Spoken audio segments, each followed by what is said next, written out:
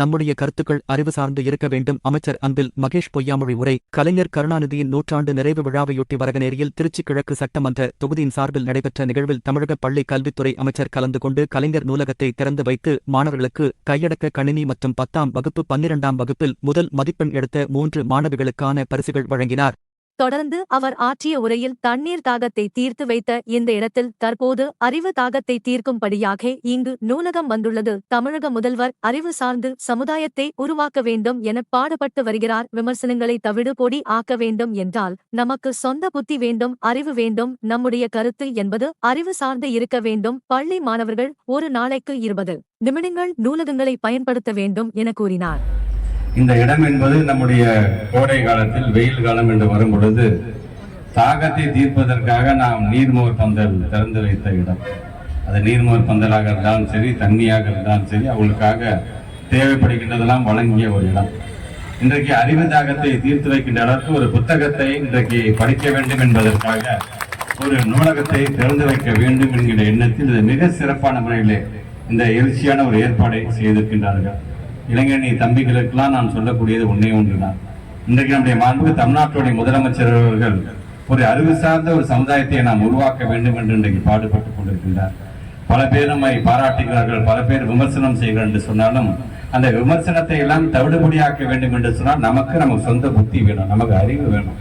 இன்னைக்கு வாட்ஸ்அப்ல ஒண்ணு வருது, நம்மளை பத்தி தப்பா பேசுறாங்கன்னா அதிலே உட்கார்ந்துட்டு நம்முடைய நேரத்தை நம்ம செலவிடக்கூடாது.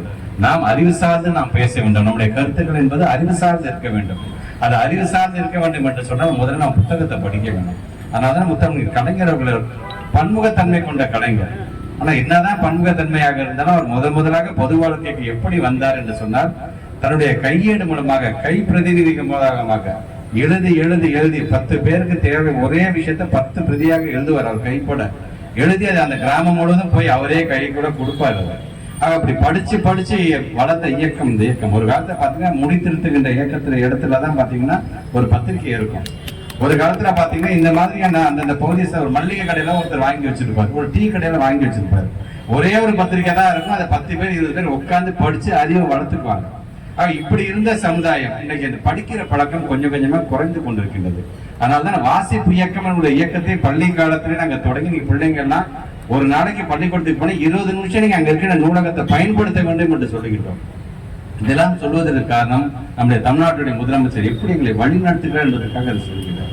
இன்றைக்கு இருக்கிற இளைஞர்களுக்கு சொல்றது ஒண்ணுதான். நாம நம்முடைய இளைஞரணி செயலாளர் மாண்புமிகு அமைச்சர் உதயநிதி ஸ்டாலினுடைய உழைப்புல 10% உழைப்பு நீங்க செலுத்தினாலே போதும் தான் நான் சொல்லுவேன். நான் அந்த அளவுக்கு இன்னைக்கு தொடர்ந்து ஏன் நடந்து முடிந்த 40க்கு 40 நாம் வெற்றி பெற்றிருக்கோம் என்று சொன்னா கிட்டத்தட்ட 122 இடங்கள்ல அவர் பேசியிருக்கிறார்.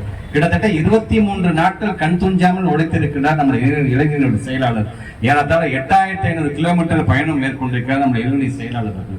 இப்படி சுற்றி உழைத்து நம்முடைய கருத்துக்களை ஆணித்தரமாக எடுத்து வைத்ததன் காரணமாகத்தான் இன்றைக்கு இந்த 40க்கு 40 இன்றைக்கு சாத்தியமாயிருக்கின்றது.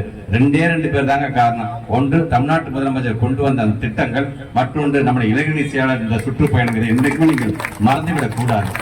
அவருக்கு அவருடைய கரத்தை வலுப்படுத்துகின்ற விதமாக இன்றைக்கு 9 மாநில இளைஞரணி துணை செயலாளர்கள் இங்கே வருகை தந்திருக்கிறார்கள்.